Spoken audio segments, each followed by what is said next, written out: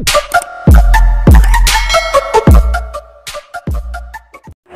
mga master! Welcome back again to our channel. Panibagong araw, panibagong kabanata na naman ang pagsamasamayin natin ngayong araw na ito. At kung bago ka sa ating channel, pag-click ang subscribe button and hit the notification bell para updated kayo sa ating mga susunod na videos. So mga master, bago natin simulan ang ating kabanata ngayong araw na ito, huwag po sana natin skip yung ads mga master no, dahil malaking bagay na po yan sa ating munting channel.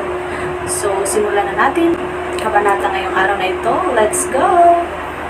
Kabanata 521 hanggang 530. Kabanata 521 pag-aaway para sa asawa sa lungguhit isa. Ang orihinal na maingay at mataong venue ay naging hindi kapani-pani, walang tahimik sa isang iglap. Nagkaroon ng nakamamatay na katahimikan, napakatahimik na maaari mong marinig ang pagbagsak ng pin. Nagmamadaling inilabas ng lahat ang kanilang mga telepono, kinunan ang eksena sa harap nila. Si Itay Huntington ang nagkusa na halikan ang pinakawalang kwentang talunan ng Gonzales City, at nakatayo sa tabi nila ang orihinal na magandang asawa ng natalo, si Keller Radcliffe. Anong pasabog na balita ito? Hinahalikan ni Itay Huntington ang isang lalaki, para kay Julius Reed, ito ang una. At ito ay isang pasibong pagtanggap ng isang halik. Ikaw. Itinulak ni Julius Reed si Itay Huntington palayo gamit ang isang tulak, halos handa nang gumawa ng pagpatay. Damat, nandoon si Keller Radcliffe, at ngayon ay hindi niya maklear ang mga bagay-bagay kahit na mayroon siyang wastong paliwanag. Kakatapos lang niyang alisin ang mga hadlang sa pagitan niya at ni Keller Radcliffe nang may matinding kahirapan, umaasang magiging mas malapit silang dalawa at sa huli ay mareresolba ang mga usapin. Ngunit ang halik na ito mula kay Itay Huntington ay sinira ang lahat ng kanyang pagsisikap. Ikaw, malisyosong babae ka. Pinunasan ni Julius Reed ang kanyang bibig gamit ang kanyang manggas, ngunit nananatili pa rin ang halimuyak sa kanyang mga labi. Dumura siya, ngunit ang sarap ay damaykit sa kanya. Ngayon, alam na ng lahat ang tungkol sa relasyon natin. Hulaan mo kung ano ang iisipin ni Jennifer Lopez. Itay Huntington pursed her lips and smiled, bahagyang namula ang pisngi. Para siyang isang batang babae na unang beses na nakaramdam ng pag-iinit ng pag-ibig. Damn it, damn you, Julius Reed. Bakit siya? Ang puso ko ay durog na durog. Ang Diyos ang pinangarap ko, siya talaga ang nagkusa na humalik sa iba. Kung ito ay isang namumukod tanging tao, tatanggapin ko. Pero, si Julius Reed, ang talunan na minamaliit ng lahat. Forget it, by calling him a loser, hindi ba natin inaamin na mas masahol pa tayo sa loser? Ang ilan ay naghang ang kanilang mga ulo sa pagkatalo, habang ang iba ay nanlilisik na may layuning pumatay. Wala kang awa, hindi inaasahan ni Julius Reed na gagawin ni Itay Huntington ang ganoong hakbang. Noong una, binalak niyang ilihis ang sisi kay Itay Huntington.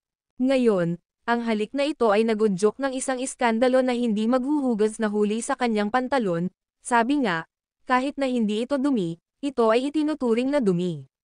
Si Itay Huntington, na kilala sa kanyang mabangis na personalidad, ay ilang taon ng balo at hindi kailanman nasangkot sa anumang tsismis sa mga lalaki. At ngayon, sa harap ng lahat, hinalikan niya ito ng diretsyo. Madaling mahihinuhan ng pamilya Lopez na ito ay kagagawan ni Julius Reed.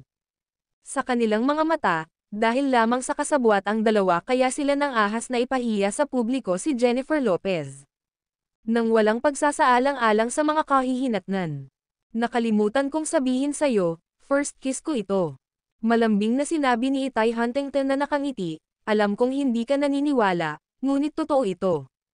Pinatay mo ako. Walang magawa si Julius Reed at bumaling kay Keller Radcliffe na may malungkot na ekspresyon, asawa, ako.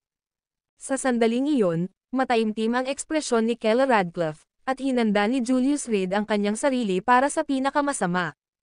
Simula sa simula, naroon pa rin ang panlasa niya sa iyong mga labi, walang ekspresyong sabi ni Keller Radcliffe.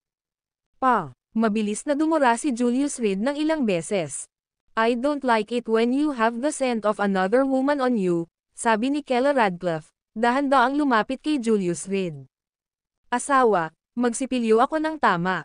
Bago niya matapos ang kanyang mga salita, si Keller Radcliffe ay sumugod sa kanya, ipinulupot ang kanyang mga braso kay Julius Reed, at hinalikan siya ng mapusok.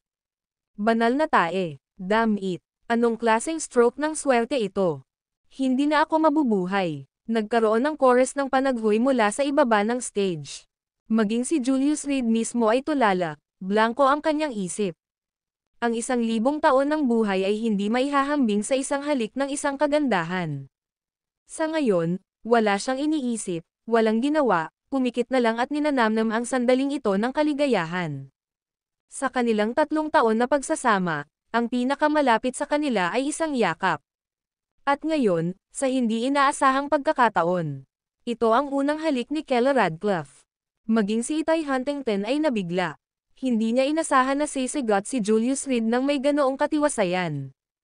Hindi umaatres. Sa sandaling iyon, nakaramdam ng inggit si Itay Huntington. Ginawa lang ni Julius Reed ang gusto niya, at anuman ang mga isyo na lumitaw, palaging may isang lalaki sa likod niya na sapat na malakas upang suportahan ang langit, tahimik na pinangangalagaan siya. Samantalang mula sa sandaling umalis siya sa kabisera, kailangan niyang balikatin ang bawat panggigipit ng mag-isa. Pagharap sa lahat ng panganib. Kahit na kailangang mag-ingat sa sarili niyang mga magulang. Nakatingin sa mag-asawang naghahalikan sa harap niya, si Itay Huntington, na kadalasang hindi natitinag. Biglang nakaramdam ng rebelde. Gusto niyang ipaglaban ang lalaking ito. Ang mga lalaking may 2 paa ay sagana, ngunit ang mga mahuhusay ay kasing bihira ng mga karayom sa isang haystack. Kung nakatagpo siya ng isa, bakit hindi siya dapat makipagkompetensya para sa kanya? Siya ay maganda at sexy, ang object ng pagnanais para sa hindi mabilang na mga lalaki. Ngunit ang lalaking ito sa harapan niya ay tila hindi siya nakikita. Kailangan kitang agawin. Naisip niya sa sarili. Nang lumayo ang mga labi ni Julius Reed sa katawan ng kanyang partner, ang lalaking kumokontrol sa 10,000 Mountain Alliance, na nagdidikta ng buhay at kamatayan sa mundo, ay tila mahina sa tuhod. Ang pinakamataas na pinuno ng 10,000 Mountain Alliance, na kayang pumatay ng libo-libo ng hindi nahuhulog, ay pinugutan ng ulo ang mga hukbo ng hindi umaatres, sa sandaling ito. Nanginginig. Asawa. Ako, napalunok siya ng mariin, pakiramdam niya sa unang pagkakataon ay maaaring wala na sa kanyang kontrol. Wala lang, lalaki ka, at kahit maraming manliligaw dyan, kailangan pa rin nila akong tawaging 8. Sinabi ni Kella Radcliffe kay Itay Huntington, kung tutusin, ako ang iyong legal na kasal na asawa, at sila, mabuti, nagtatago sila sa mga anino. Mukhang ang pagkakaroon ng pamagat ay hindi nangangahulugang ito ay isang magandang bagay. Sinabi ni Itay Huntington na may mahinang tawa, walang sulok na hindi mahukay, mga piko lamang na hindi sapat na matalas. Iyan ay nababagay sa akin, isaalang-alang ito bilang kung ang aking asawa ay nagsamantala ng libre, na nagtitipid sa akin ng maraming pera. Gayunpaman, lumingon si Kella Radcliffe para tignan si Julius Reed, basta tandaan mo, huwag kang magkasakit.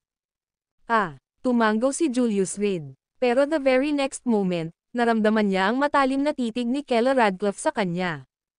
Ano ba ang banibiro mo, Mrs.? Ganito ba akong tao? Nasa iyo lang ang interes ko, at kahit maghubad man ang ibang babae, hindi ko sila titigilan.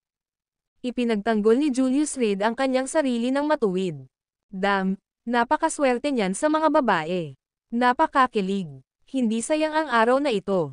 No kidding. Sinong mag-aakala na ang numero 1 pushover ng Gonzales City ay talagang magiging isang master? Pinipili ang 2 pinakamagandang bulaklak ng lungsod sa isang araw. Yung rivalry ng 2 babae sa isang lalaki, nagseselos ako. Nakaramdam ng pagkaasim ang mga negosyante ng Gonzales City. Tama na. Sa tingin mo ba wala ako? Umuungal si Bran Cook sa galit. Ngayon ang kanyang karahan. Gusto niyang makitang wasak sina Julius Reed at Kella Radcliffe. Gusto niyang bawiin ang pag-aari niya. Pero ngayon, siya naman ang napahamak. Dahil sa hinamak niya, ang itinuring na walang kabuluhan ng Gonzales City ay talagang nagawang yakapin ang 2 panig at halikan ang nangungunang 2 dilag ng lungsod ng sabay. Julius Reed, ikaw, mas mabuting pigilin mo ang iyong sarili. Nawala si Bran Cook sa kanyang star treatment at ngayon ay nadama na ganap na walang kaugnayan. Tila nakalimutan na ng lahat, na may taya pa, isa na magpapas siya sa kinabukasan ng alyansa sa negosyo. Ang taya. Ang bagay na ito, pag-uusapan natin ang aking asawa mamaya. Ngayon, ayon sa ating kasunduan, mangyaring ipakita ang iyong mga tagapagsalita. Itay Huntington quickly shifted her mood, looking provocatively at Kayla Radcliffe. Miss Radcliffe, sana hindi mo ako bibiguin. Kung matalo ka sa pastahan na ito, pakiramdam ko ay nakatutok ako sa isang lalaking hindi worth it. Kung gayon maghintay at tingnan lamang. Sagot ni Kayla Radcliffe, na sinalubong ng tingin. Ang video na ito ay edited by Urban Storytelling. Kabanata 522:522. Kayla Radcliffe, Julius Reed. Umungol sa galit si Brancock, ngayon, babayaran kita.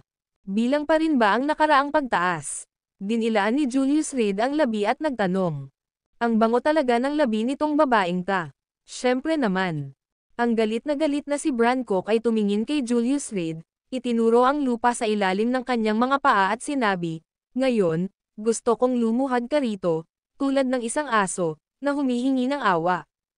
Fine. Kapag natalo si Kayla Radcliffe, ayon sa kasunduan, Daddy. Ngunit sigurado ka ba kung sino ang luluhod ngayon, Brancock? Tumingin si Julius Reed kay Brancock na may mapang-akit na mukha at ngumisi. Patawarin mo ang pagiging mapurol ko, pero natatakot akong lumuhad ka ulit, Brancock. Pero hindi ako nagdala ng pera ngayon, nagkasundo kami, kaya kong lumuhad, pero bawal kang humingi ng pera.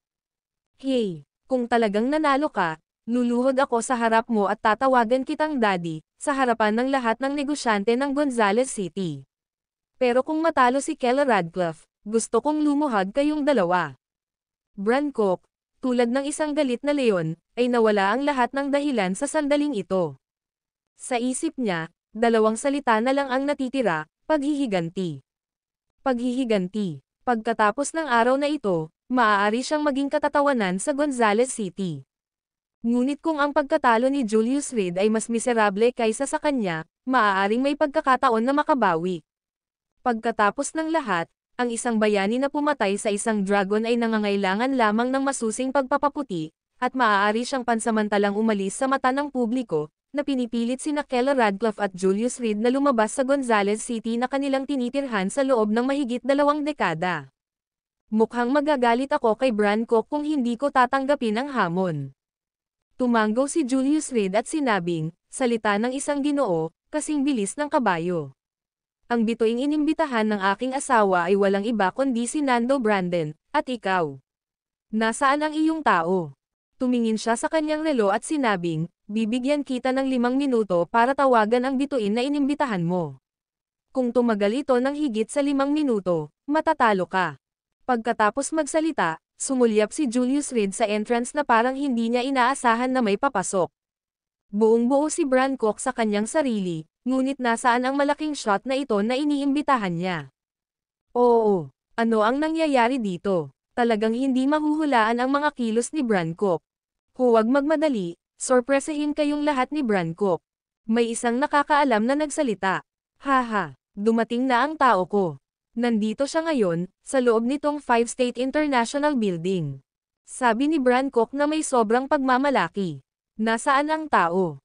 Nagkunwaring walang kamalay-malay si Julius Reed habang lumilingon sa paligid na tila walang nakikitang tao. Brancock, hindi ka nagsasalita ng walang kaparerikan dahil sa pagkabigla, hindi ba? Pagkatapos magsalita, hahawakan na sana niya ang ulo ni Brancock. Idiot! Nang makita ang gawin ni Julius Reed, napangisi si Brancock. Ang isang walang kabuluhan ay palaging isang walang kabuluhan. Hanggang ngayon, hindi pa rin niya alam kung paano siya mamamatay. Ngunit iyon ay mas mabuti, kung mas malaki ang inaasahan ni Julius Reed at ng kumpanya, mas miserable ang kanilang pagkamatay. Sino ang taong inimbitahan mo? Alam na tanong ni Brancock. Nando Brandon. Nasa ibaba siya, isang top-tier na young actor sa bansa, ngayon ay big shot na. Nagmamadaling sinabi ni Julius Reed, Brancock, kung ang iyong tao ay hindi mas mataas ang ranggo kaysa kay Nando Brandon, hindi iyon magagawa. Huwag kang mag-alala. Sa puntong ito, si Brancock ay nagpakita ng matinding kasiyahan. Ang taong nahanap niya ay si Nando Brandon. At walang sino man si Kayla Radcliffe. Iniisip lamang ang tungkol sa pagtataksil ni Nando Brandon at ang mga mukha ni na Kella Radcliffe at Julius Reed na mukhang nawalan ng pag-asa ay napahagalpak siya ng tahimik na pagtawa. Brancock, lumilipas ang oras, kung ang iyong tao ay hindi darating kaagad. Nandito na ang lalaki ko. Tumingin si Brancock sa mga tao sa ibaba, huminga ng malalim, hindi na napigilan ang kanyang pananabik, siya si Nando Brandon. Wow! Anong nangyayari? Hindi ba't si Nando Brandon Kella Radcliffe ang tagapagsalita? Paano siya naging konektado kay Brancock? Ang mga tao sa ibaba ay nagsimulang mag-buzz sa diskusyon. At ang mga orihinal na sumama kay Brancock upang pirmahan si Nando Brandon ay nahirapang itago ang kanilang mga ngiti. Malapit nang maganap ang pagtataksil ni Nando Brandon, at sa sandaling ito, labis nilang inaabangan ito. Pagkatapos ng lahat, iyon ay totoong pera na ginastos. Brancock, ano ang nilalaro mo? Malinaw na pumirma ng kontrata si Nando Brandon sa ating Kella Radcliffe. Nasisiraan ka na ba ng isip? Nagbubuga ng kalokohan dito. Nagsalita si Julius Reed na parang walang alam sa sitwasyon. Ngunit sa sandaling iyon, biglang nakaramdam si Kella Radcliffe ng kaba.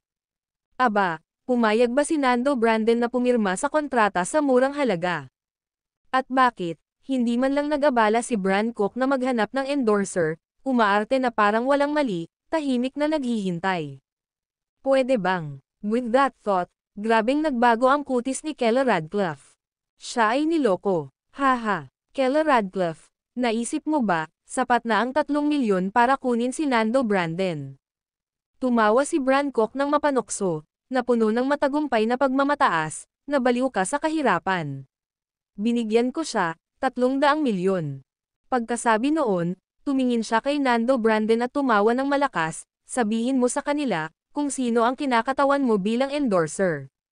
Natahimik ang buong lugar. Maging si Itay Huntington ay hindi napigilan ang paghinga, gustong makita kung ano ang mangyayari sa susunod na sandali. Ako, napatingin si Nando Brandon kay Julius Reed, puno ng puot ang mga mata nito. Lahat ng meron siya, nasira ng lalaking nauna sa kanya. Pero, nasa kamay pa rin ni Beckett Carmichael ang pamilya ni Nando Brandon. Kung hindi siya sumunod, Mr. Brancock, pumikit si Nando Brandon. Narinig mo yun, siya yung endorser na kinuha ko. Hindi na napigilan ni Brancock ang kanyang kagalakan, habang nakaturo kay Kella Radcliffe. Natuwa siya, hinding-hindi ka mananalo laban sa akin. Lagi kang matatalo. Agad na umalangaw-ngaw ang malakas na palakpakan mula sa ibaba ng stage. Brancock, lumuhad ka. Julius Reed, nakakaawa kang talunan, lumuhad ka sa harapan ko. Tuparin ang taya. Sa ilalim ng entablado ng chairman, ang matagal nang pinigilan ng mga tagasunod ni Brancock ay nagsimulang magsaya at mag-rally sa galit. Habang ang mga maliliit at katamtamang laki ng mga may-ari ng negosyo ay mukhang nasaraan ng loob. Pagkatapos ng lahat, natalo sila. Hindi nila kayang makipagkompetensya kay Brancock at sa malalaking korporasyong sumusuporta sa kanya. Kella Radcliffe, kung wala kang mahanap na endorser na mas malaki kaysa kay Nando Brandon, tuparin mo ang iyong pangako at, kasama si Julius Reed, lumuhad sa harap ko. Natuwa si Brancock sa magulong kagalakan mula sa ilalim ng entablado. Samantala, sa entablado, napakagatlabi si Kella Radcliffe, namumula ang mukha. Siya ay naging pabaya, siya ay nalinlang ng isang simpleng trick. Sumimangot si Itay Huntington, natalo nga ba si Julius Reed? Nawala kay Brancock, hindi siya makapaniwala. Ngunit ang katotohanan ay bago sa kanya, si Nando Brandon ay nakasuot ng kanyang Amerikana. Ikaw, hinding-hindi ka mananalo laban sa akin. Sinabi ni Brancock kay Julius Reed na may hangin ng isang tagumpay mula sa itaas. Sorry, ninakaw mo ang linya ko. Tumawa si Julius Reed at tinapik si Kella Radcliffe sa balikat, hindi marunong sumulat ng salitang talo, si Julius Reed. Pasensya na, sa sandaling iyon, isang halos hindi marinig na boses ang ipinadala sa pamamagitan ng mikropono sa entablado ng chairman sa pandinig ng lahat. Anong nangyayari? Naramdaman ng lahat na may mali. Maging si Brancock ay hindi napigil ang sumimangot. Mr. Brancock, pasensya na. Pumirma na ako ng kontrata kay MS Kella Radcliffe. Tungkol sa iyong kahilingan, natatakot akong hindi ako makakatulong. Napayuko ng malalim si Nando Brandon, nakatayo sa likod ni Kella Radcliffe. Ang video na ito ay edited by Urban Storytelling. Kabanata 523, Pagkuha ng item sa lungguhit isa. Ano? Kumurap si Brancock at nagtanong ng malakas, ano ang sinabi mo? Naghinala siyang mali ang narinig niya.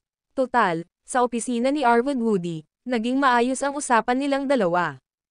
Hanggat matagumpay ang kooperasyon para sa araw na ito, maaaring makakuha ng 300 milyon si Nando Brandon. Ngayon, parang nagbago ang mga bagay. Parehong natigilan si Keller Radcliffe. Ayon sa mga salita ni Brancock, malinaw na siya ang biktima. Pero bakit bigla silang pinagtaksilan ni Nando Brandon? Maaaring ito ay isang biglaang pag-atake ng konsensya. Pero imposible iyon. Hindi niya namamalayan na tumingin kay Julius Reed at napansin niyang nakangiti ang asawa sa sandaling iyon. Nando Brandon, anong sabi mo? Hindi na kailangan ng reversal ngayon, i-announce mo na lang agad ang endorsement mo para sa akin. Lumapit si Brancock, malalim ang boses habang nagsasalita. Akala niya ay nagkamali si Nando Brandon. Wala akong anumang reversal. Tumingin si Nando Brandon kay Brancock at humihingi ng paumanhin, dahil pumirma ako ng kontrata kay Miss Radcliffe, natural na kailangan kong igalang ang kasunduan. Ngayon, sa harap ng lahat, lilinawin ko ito sa huling pagkakataon. Lumapit siya sa mikropono sa podium at sinabing, handa akong i-endorso si Miss Radcliffe, at sa panahong ito, i-endorso ko lang siya, exclusive. Wow! Nagkagulo ang mga manunood. Ang mga may-ari ng maliliit na negosyo na naging mapatla bilang kamatayan ay nasa sabik sa sandaling ito. Nando Brandon, pinaglalaroan mo ako. Hinawakan ni Brancock ang kwelyo ni Nando Brandon at marahas na sinabi, spill it. Are you under threat? Say it. Ano ba talaga ang nangyayari? Nangako ka na sa akin, paano mo babalikan ang iyong salita? Muntik na siyang mag-collapse. Hindi kayang mawala ni Brancock, kailangan niyang manalo sa isang magandang laban ngayon. Napakaraming tao ang nanunood sa ibaba, nawalan siya ng mukha ngayon. Kung kaya niyang ipahiya si Julius Reed at ang kanyang asawa, baka may salba niya ang ilang dignidad.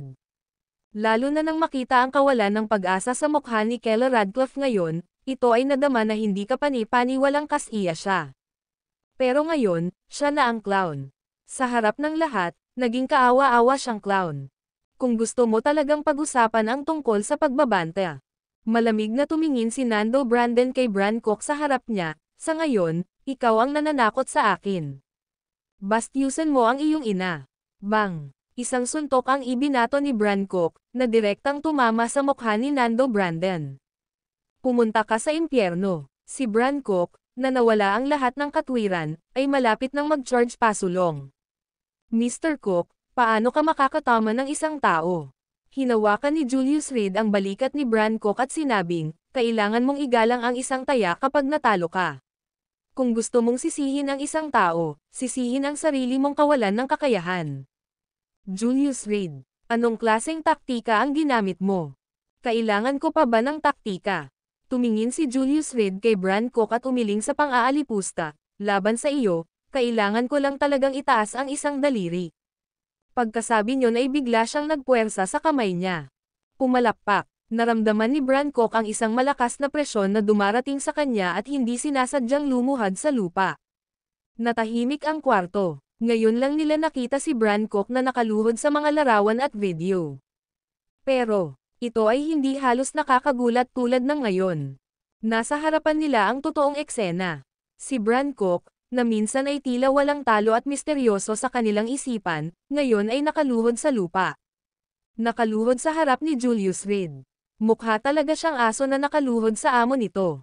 Hindi mo na ako kailangang tawaging tetay. Hindi ako magkakaroon ng walang kabuluhang kabiguan ng isang anak na tulad mo, at kung ako ang iyong tunay na ama, mas gugustuhin kong tumalon sa ilog at lunurin ang aking sarili. Pagkasabi nito, bumaling si Julius Reed kina Itay Huntington at Keller Radcliffe, may iba pa akong dapat asikasuhin, sige kayo. Pinalakpakan niya ang kanyang mga kamay at, sa gitna ng maraming nagtatakang tingin, lumayo sa podium. Katulad ng pagdating niya, isang lalaking kasing bilis ng hangin. May tao, paki-escort si Mr. Cook. Nakita ni Itay Huntington na hindi matatag ang damdamin ni Brancock at natakot na mapahamak niya ang kanyang sarili at si Keller Radcliffe, kaya agad siyang tumawag ng security para i-escort si Brancock. Ngunit ang hindi niya alam ay, sa sandaling lumuhad si Brancock, tuluyan nang nabasag ang magkabilang tuhod niya. Nabali rin ang isang balikat niya. Gustuhin man niyang tumayo ay hindi niya magawa. Ngayon, may nagtatanong pa ba sa posisyon ni Keller Radcliffe bilang General Manager? Utos na tanong ni Itay Huntington. Sa ibaba, nagkaroon ng kumpletong katahimikan. Bilang mga negosyante, kailangan muna nating pahalagahan ang integridad. Sa orihinal, napagkasunduan na ang hinaharap na kurso ng alyansa sa negosyo ng Gonzales City, at ang pagpili ng General Manager, ay pagpapasya ng taya na ito. Sumang-ayon din ang lahat. Ngayong nanalo na si Keller Radcliffe, bagamat hindi inaasahan ng karamihan, dahil naibigay na ang salita, maaari na lamang itong parangalan. At sa halos baldado na si Brancock, kahit siya ay ilagay sa posisyon ng General Manager, siya ay halos hindi mag-uutos ng paggalang. Mas mabuting magsinungaling muna sa ngayon at maghintay ng bagong kandidato. Dahil walang tumututol, pagkatapos ay ipinapahayag ko na ang lahat ay gagawin ayon sa panukala ni Keller Radcliffe. Hindi ako masisisi ng sino mang kumokontra, Itay Huntington, sa hindi pagiging sentimental. Sa itaas ng entablado, muling ipinakita ni Itay Huntington ang kanyang dominanteng queenly demeanor. Kuwait, Gonzales City sa tabi ng tubig.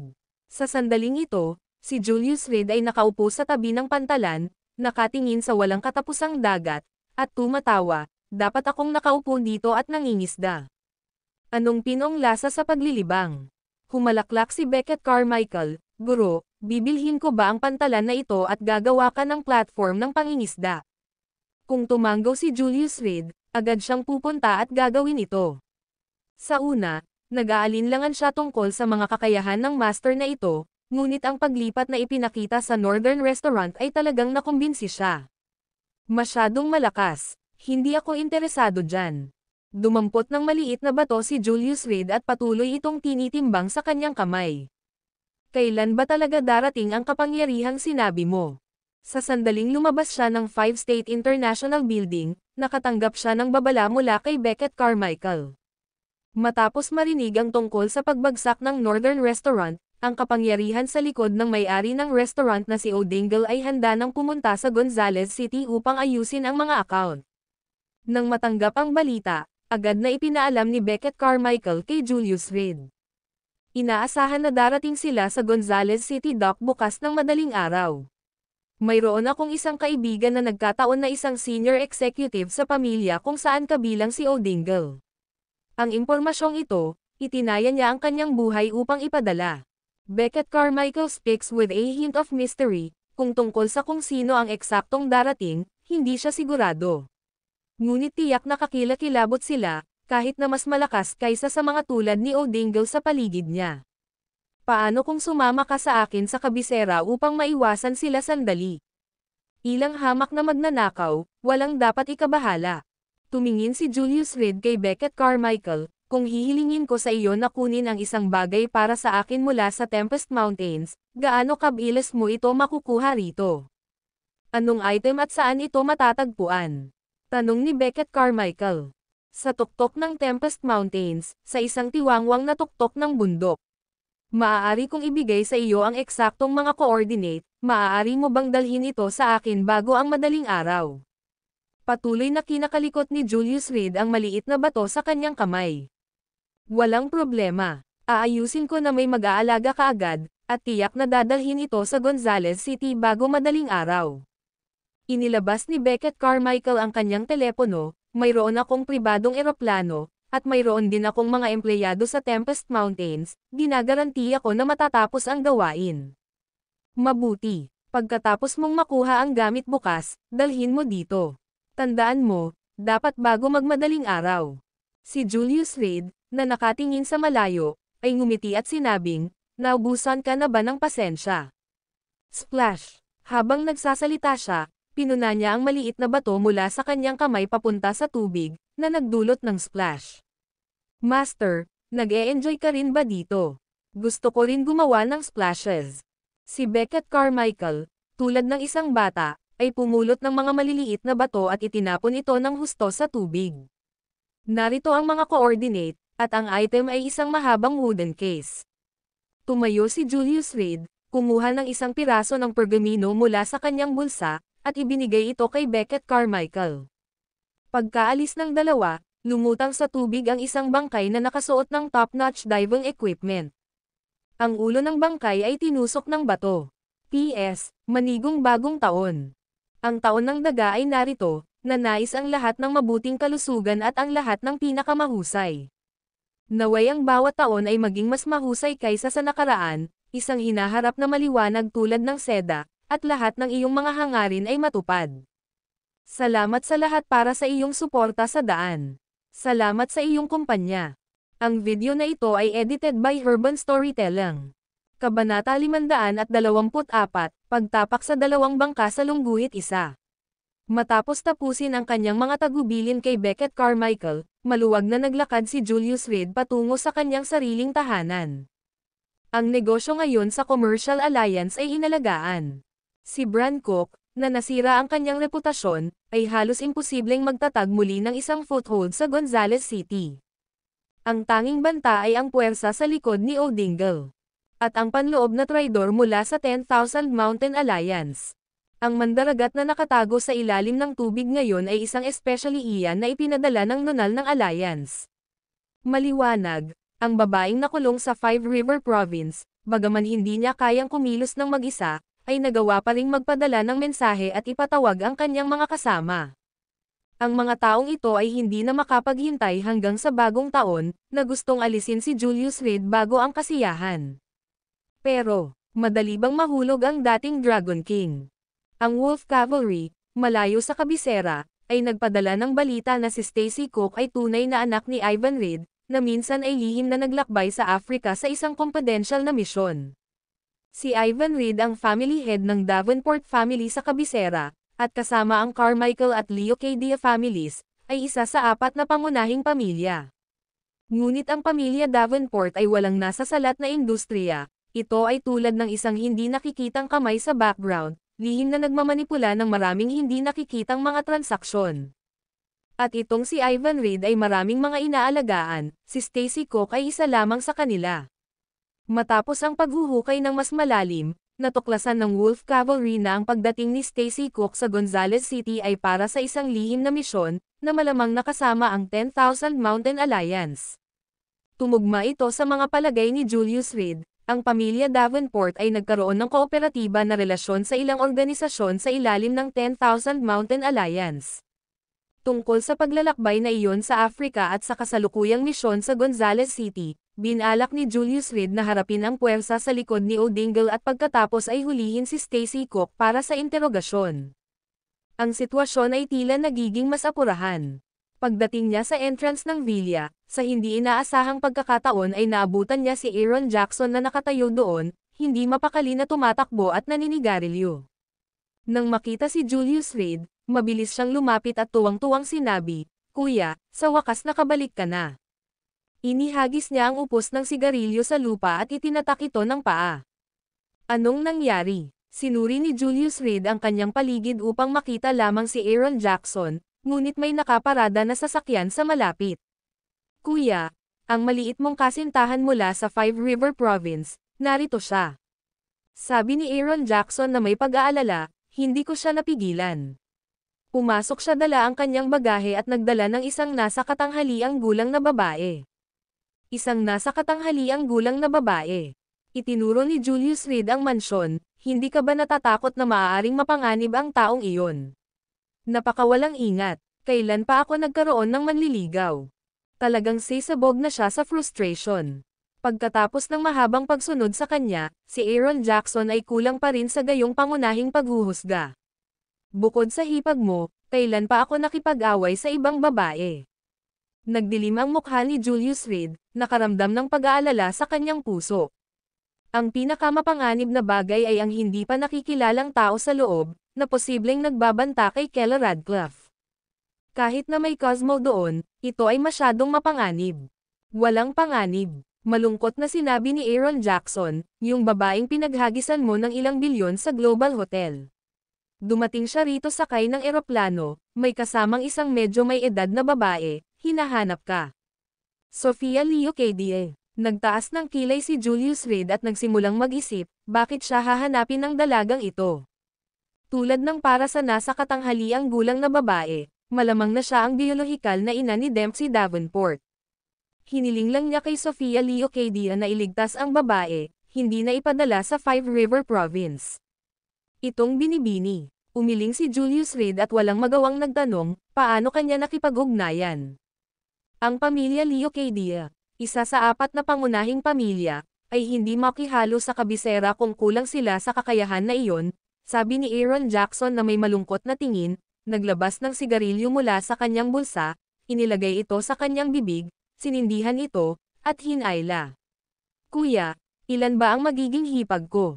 Tumahimik ka, kinawian ni Julius Reed, pagkatapos ay nagkunwaring walang pakialam habang nagtanong, pagdating niya, anong ekspresyon ang mayroon ang iyong hipag? Bagaman walang namamagitan sa kanya at kay Sofia Leocadia, ang batang babae na ito ay tila nagkaroon ng interes sa kanya.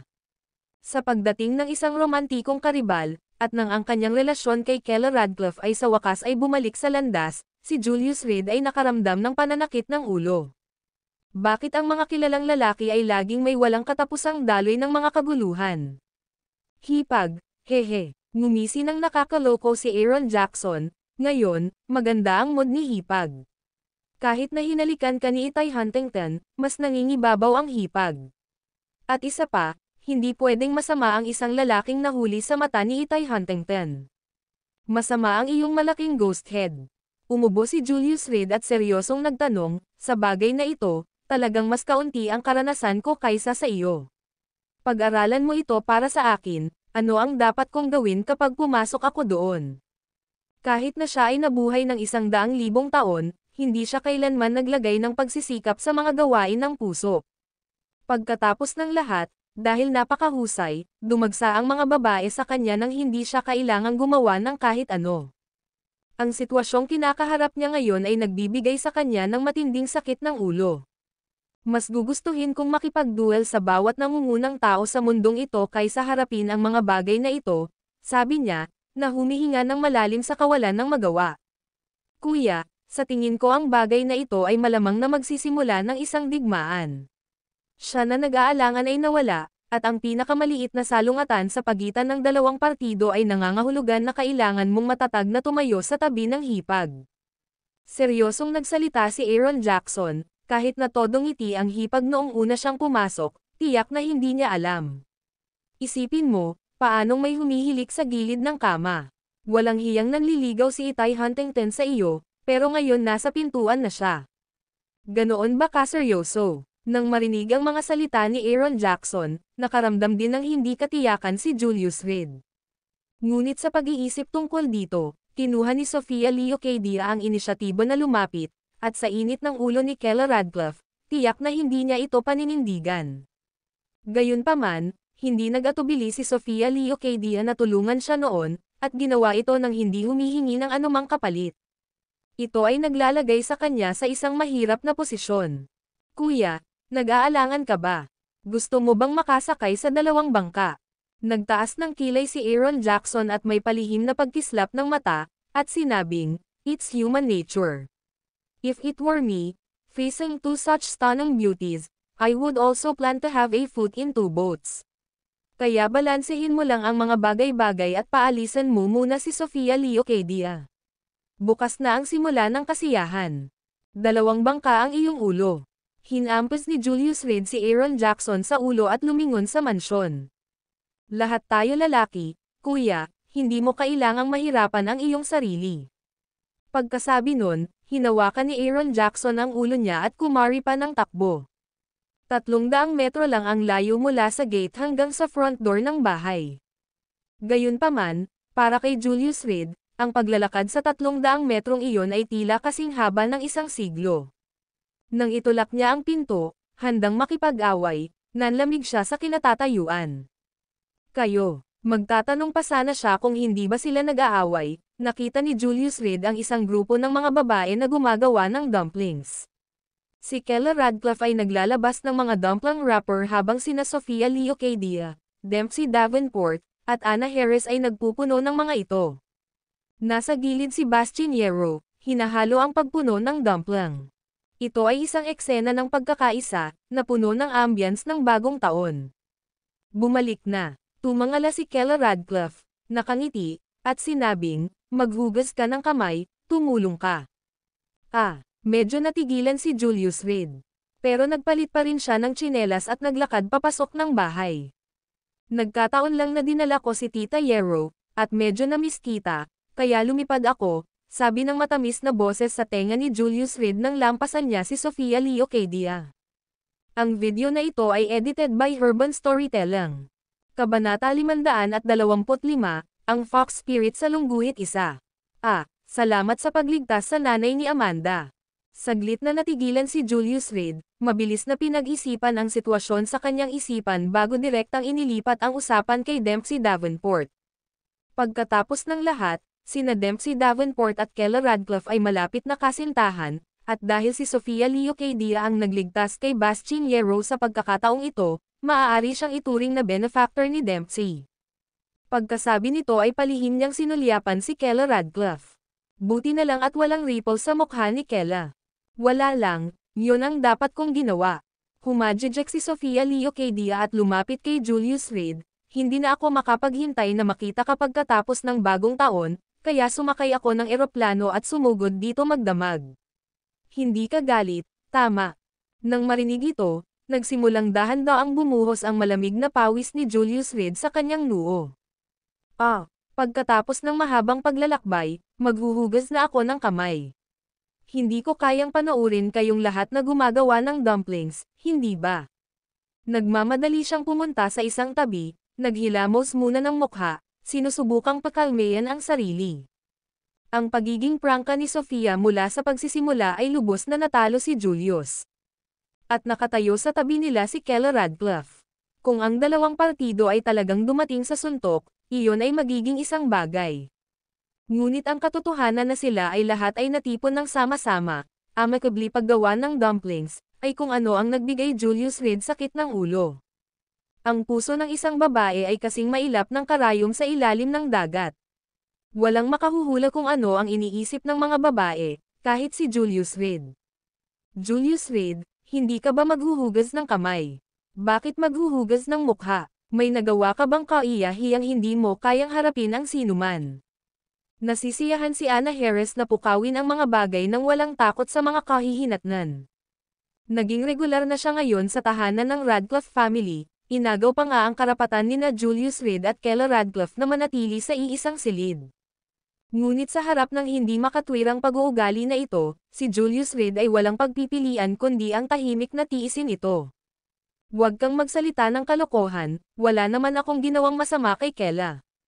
Nagmamadali niyang paliwanag. Ngayon ay hinalikan mo si Itay Huntington. Pinunasan ni Anna Harris ang kanyang kamay sa kanyang apron at saka inilabas ang kanyang telepono para buksan ang kanyang social media feed. Tingnan mo ito. Ang larawan ng paghalik mo kay Itay Huntington ay nasa buong bayan. Julius Reed, wow, tingnan mo ang kakayahan mo. Ang byuda ng Gonzales City, na kinatatakutan ng lahat, ay nagsimulang makipaghalikan sa iyo. Binabati kita, naging isang bagong celebrity ka. Ikaw, si Julius Reed, na tumitingin sa larawan ni Itay Huntington na humahalik sa kanya sa screen, ay nawalan ng masabi sa isang sandali. Ang darn girl na ito, palaging naglalabas ng mga pinakaabala na paksa. Nagkaroon na ng tinak sa tagiliran si Kella Radcliffe dahil sa pangyayaring ito, ngunit nagawa na, dahil nangyari na ang insidente. Ngayon, habang si Sofia Leocadia ay gumagawa ng isang sorpresang pagbisita, muling binanggit ito ni Anna Harris. Hindi ba ito nagdaragdag ng insulto sa pinsala, pagbuhos ng gasolina sa apoy? Ano ba? Hiyang-hiya ka ba na gusto mong magalit, baka matamaan pa? Tumangala si Anna Harris, ngumuso, at sinabing, Kella, tingnan mo kung gaano kahusay ang asawa mo, na nagpapakatanga sa labas ngunit hindi pinahihintulutan ang iba na magsalita tungkol dito. Lalong naging awkward ang atmosphere sa mga kalokohan niya. Si Bastianero ay nagpapanatili ng isang nakakalokong ngiti, ganap na nalilito kung paano sumali. Samantala, si Dempsey Davenport, dahil sa pabor ni na Julius Reed at Sofia Leocadia, ay nanatiling tahimik sa kabuuan. Hindi kumibo si Kella Radcliffe, patuloy lang sa pagkurot ng mga balot ng dumpling. Tanging si Anna Harris lang ang tumayong matangkad, kumikilos na parang hukom, na nagtatanong kay Julius Reed. Ancestor, nakalimutan mo na ba ang pabor na ipinangako mo sa akin? Hindi ba tayo nagkasundo na mas kakaunti ang pagsalitaan mo ng masama tungkol sa akin? Nang makitang hindi epektibo ang pagkuha ng matigas na paninindigan, kinailangan ni Julius Reed na lumambot. Pagkatapos ng lahat, binigyan niya si Nando Brandon ng isang tunog na pagbugbog noong nakaraan, na direktang naghiganti kay Anna Harris. Paano magiging walang utang na loob ang isang tao? Sige. Sa paalala ni Julius sa ganitong paraan, lumibot ang mga mata ni Anna Harris sa paligid, nag-aatubili na nagsabing, kung gayon. I'll let you off this time. Pagkatapos ng lahat, ang pabor na utang ko sa iyo ay nangangahulugan na hindi ko mailantad ang iyong mga paglabag, tama. Kaya maaari lang akong humingi ng tawad sa aking matalik na kaibigan, na pinapanood kang nagkakagulo sa labas, ngunit walang magawa. For fuck's sake, nakakatulong ba ito? Nakikiusap ako sa iyo na maging isang disenteng tao. Walang imak si Julius Reed sa loob. Bakit parang laging gusto ni Anna Harris na gumawa ng gulo? Mga lalaki. Bahagyang bumantong hininga si Anna Harris at tumingin kay Kella Radcliffe. Hindi siya naging faithful noong nasa Five River Province siya. Nabalitaan ko sa birthday dinner ng ilang vixen. Ubo. Ilang beses umubo si Julius Reed. Anong problema? Nilalamig. Mas mabuting huwag ipasa sa akin. Tumaas ang isang kilay ni Anna Harris, na ikan-away ang kanyang kamay, bilasan mo at uminom ng gamot. Anyway, narinig ko ang iyong asawa na nagtapon ng ilang bilyon sa birthday dinner na iyon. Hindi ko sinasabing totoo ito, ngunit ang gayong balita ay hindi basta-basta lumalabas. Inisip niya talaga na walang katuturan ang kwento dahil saan kaya makakakuha ng ganoong kalaking pera si Julius Reed. Ilang bilyon. Kung talagang may ganoong kalaking pera, hindi magkakaroon ng krisis sa pananalapi ang kumpanya ni Kella Radcliffe. Bukod pa rito, upang itapon ang ilang bilyon sa pamamagitan ng isang pagwagayway ng kanyang kamay, gaano karaming kayamanan ang dapat mayroon ang isang tao. Kung ito ay ilang 10,000 maaaring paniwalaan ito ni Anna Harris. Totoo naman, nakangiting sabi ni Sofia Leocadia, ang narinig mo ay hindi chismis. Noong araw na iyon, nagkalat nga si Julius Reed ng ilang bilyong pera. Para itong mga snowflake na nahuhulog mula sa langit. Tumigil ka sa paghila sa paa ko. Binigyan ni Anna Harris si Julius Reed ng masamang tingin, kung sinabi mong nagkalat siya ng ilang 10,000, baka hindi ako maniwala. Napakakupot niya at nabubuhay sa mga babae. Saan siya kukuha ng napakaraming pera? Totoo naman. Tumanggaw si Sofia Leocadia. Pwede bang ibahin natin ang usapan, please? Masyadong napahiya si Julius Reed. Ano ang dapat niyang sabihin, paano niya ipapaliwanag? Wala siyang ideya kung saan narinig ni Anna Harris ang chismis. Bakit parang natuwa siya sa pagdudulot ng mga problema sa pagitan nila ni Kella Radcliffe, na nag-uudyok ng gulo saan man niya magagawa? Ano ba? Feeling guilty? O talagang tinapon mo ng pera yang vixen na yan? Hinampas ni Anna Harris ang dumpling na hawak niya sa mesa, at marahas na nagtanong, sabihin mo ang totoo. Magkano ang natilamsak mong pera, at sino pa ang vixen na ito? 10 bilyon, hindi bababa sa 1 sentimo. Natatawang nagsalita si Sofia Leocadia habang nagbabalot ng dumplings. Nagbibiro ka ba? Halika, kahit ang pagmamayabang ay dapat may limitasyon. Sinulyapan ni Anna Harris si Julius Reed at ngumuso, marahil ay hindi siya makabuo ng 100,000. Kung tutuusin, siya ay isang manugang na lumipat sa pamilya ng kanyang asawa, at bagamat alam niya kamakailan na si Julius Reed ay medyo kahanga-hanga, imposible para sa kanya na magkaroon ng ganoong kalaking pera pabalik sa Five River Province. Kung talagang ganoon kalaki ang pera niya, 3 taon na kaya siyang binyo-bully ng Radcliffe family at tinawag siyang loser ng mga taga Gonzales City. Totoo naman, giit ni Sofia Leocadia. Paano mo malalaman? Hindi kailanman nagustuhan ni Anna Harris si Sofia Leocadia, at makikita ng sino man na may crush ang dalaga kay Julius Reed. Ngunit dahil ang batang babae ay nagdala ng isang bungkos ng mga bagay at dinala pa ang ina ni Dempsey Davenport, gaano man kalungkot si Anna Harris sa loob, kailangan niyang hawakan ito. Ngunit ngayon, siya ay nabalisa.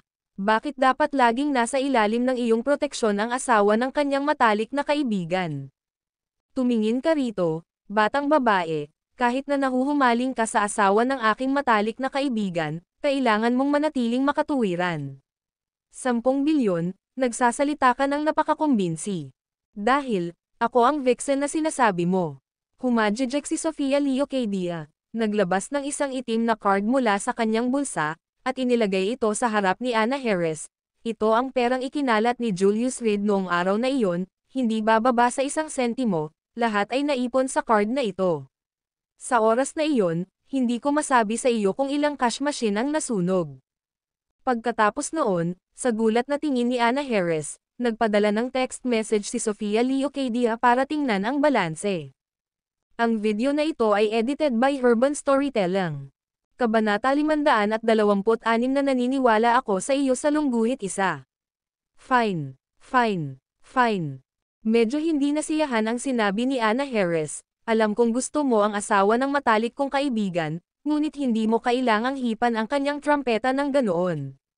10 bilyon, maaaring lokohin ang isang bata, ngunit ako ay nasa hustong gulang na. Sa sandaling kinuha ni Sofia Leocadia ang itim na card, si Anna Harris ay tunay na nagulat. Ngunit mabilis siyang kumalma, puno ng paghamak ang mga mata. Tiyak na, ang batang ito, ay naglakas loob na magyabang ng ganito nang walang takot na pagtawanan. Sis, naiintindihan mo ba ang konsepto ng 10 bilyon? Kung cash iyon, isipin mo kung gaano kalaki ang tambak na iyon. Kahit ang bahay na ito ay hindi kayang maglaman ng lahat. Pagtingin kay Sofia Leocadia, na nasa bandang 20 anyos, hindi napigilan ni Anna na mapabuntong hininga, napakadaling lokohin ng mga bata. Walang ideya kung anong mga pakulo ang ginamit ni Julius Reed para linlanggan ang isang inosente at magandang binibini. Hayop, mas masahol pa sa hayop. Ate, kung ayaw mong maniwala, tingnan mo. Ngumiti si Sofia Leocadia at iniabot ang kanyang telepono, iwinagayway ito sa harap ni Anna Harris. Patawarin mo ako, paano ako maloloko ng isang mababang antas na panlilinlang? Tiningnan ni Anna Harris ang mahabang string ng mga numero sa screen at nginisyan. Talagang isa pang trick para lokohin ang mga tao. Pero may video din ako dito. Hindi naman nagalit si Sofia Leocadia bagkos ay inilabas niya ang kanyang telepono, gustong ipakita kay Anna Harris ang video mula sa kanyang birthday party. Sa party, hindi sinasadyang na i-record ng ilang tao ang heart-stopping video na ito, na kalaunan ay nakuha ni Joey Leocadia at na-save sa kanyang telepono. Ate, gumawa muna tayo ng dumplings, naniniwala ako sa iyo. Ayaw makipagtalo ni Anna Harris sa isang batang babae na nabighani sa pag-ibig, kaya tumango siya ng walang pag-aalinlangan. 10 bilyon, pa ako. Hindi siya maniniwala, kahit nabugbugin siya hanggang mamatay. Maaaring nagmula ang dalaga sa isang mayamang pamilya, kung hindi, hindi siya makakalipad dito at nakabili rin ng tiket sa eroplano para sa ina ni Dempsey Davenport. Nang sinubukan ni Dempsey Davenport na bayaran ang tiket sa pagpasok, agad na tumanggi si Sofia Leocadia. Ang matuwid na pagkilos na ito ay nagbigay kay Anna Harris ng kaunting magandang impresyon. Kung hindi, dahil sa kanyang karakter, matagal na niyang itinaboy si Sofia Leocadia. Oras na para gumawa ng dumplings. Kumatok si Kella Radcliffe sa mesa, nakatingin kay Julius Reed, huwag mo nang isipin ang pagpapabeya. Ang dami nating babaeng gumagawa ng dumplings dito, at naghihintay ka na lang kumain, hindi ka ba nahihiya? Darating ako, mahal kong asawa. Nakahinga ng maluwag si Julius Reed. Tila hindi binanggit ni Dempsey Davenport ang pagkakakilanlan ni Sofia Leocadia sa mga taong ito. Ang munting prinsesa ng Leocadia family mula sa kabiserang lungsod, kung mabalitaan siya ni Anna Harris, malamang na nahihiya siya na gusto niyang gumapang sa isang butas, di ba? Sa daan-daang bilyong asset ng Leocadia family, ano ang 10 bilyong isinasaalang-alang? Salamat. Nang madaanan niya si Sofia Leocadia, nagpasalamat pa rin si Julius Reed. Bagamat magkamag-anak ang mga pamilyang Leocadia at Davenport, sa mata ni Sofia Leocadia, hindi dapat banggitin si Dempsey Davenport. Nag-alok siya ng tulong dahil lamang sa kanyang paggalang sa kanya. Ubo. Malakas na umubo ng 2 beses si Anna Harris. Kung ang iyong lalamunan ay hindi komportable, mayroon kaming gamot sa bahay. Inis na sabi ni Julius Reed. Puff, sinulyapan siya ni Anna Harris at nagpatuloy sa dumplings. Nabalitaan ko mula kay Sofia Leocadia na pupunta ka sa kabisera ng lungsod pagkatapos ng bagong taon upang gamutin ang kanyang lolo. Tanong ni Kella Radcliffe. Nagbulang-bulungan ang isip ni Julius Reed, itong munting prinsesa, bakit kailangan niyang sabihin ang lahat? Kung sa ibang pagkakataon, ipapaliwanag niya ang mga bagay-bagay kay Kella Radcliffe, ang kanyang makatuwirang asawa, at tiyak na papayag ito. Ngunit kung isa sa alang-alang ang pagbisita ni Sofia Leocadia ngayon, kasama si Anna Harris na pinupukaw ang mga bagay-bagay sa tabi nila, malinaw na wala ang kapaligiran. Ang pagtalakay sa paglalakbay sa kabiserang lungsod ngayon ay hindi angkop. Humihingi ako ng pabor sa kanya, may utang na loob sa kanya. Hindi mo kailangan magpaliwanag, may tiwala ako sa'yo. Natatawang sabi ni Kella Radcliffe. Talaga. You jerk, let me tell you. Huwag mong pakialaman si Kella Radcliffe dahil lang sa mabait siya. Kung galit ka talaga sa kanya, mag-ingat ka, baka itapon ka niya at paalisin ka. Galit na bamulong si Anna Harris.